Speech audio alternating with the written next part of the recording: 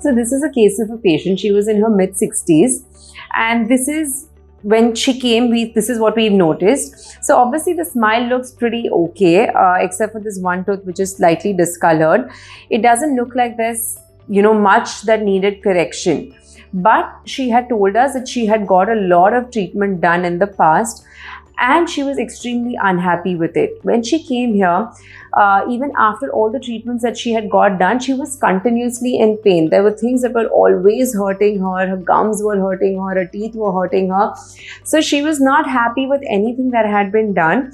And what all of these treatments had also done is that it had created a sort of phobia in her, whereby even though she knew she needed correction or she needed treatment done, she was extremely hesitant to get into it all over again. So when we saw her smile, you can't tell much, but when we took a closer look, this is what we've seen. So obviously, there had been treatments done in the past which were failing. Other than that, her lower teeth also were completely treated. They were, getting completely worn down. If you see her top teeth also, the gum levels are extremely uneven. They're almost making the teeth look flat.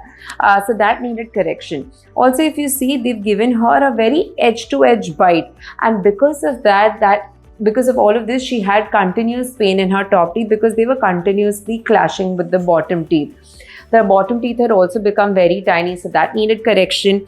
Other than that, she had a lot of missing teeth at the back. She had some failing over here also. She's got a missing tooth. She's got a lot of new decay that had been happening. So she needed a full mouth rehabilitation, but a correction of what was done before. So we had to remove all of her old crowns. We had to restore all the internal tooth structures because the crowns had leaky margins, so the internal tooth structure was also decayed.